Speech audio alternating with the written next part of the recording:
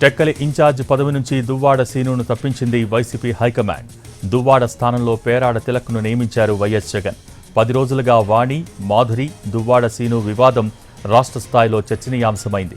ఇంటి వివాదంతో దువ్వాడ కుటుంబం రోడ్డెక్కింది. గొడవల నేపథ్యంలో దువ్వాడ సీనును టెక్కలి ఇన్ఛార్జ్ పదవి నుంచి తొలగించారు జగన్.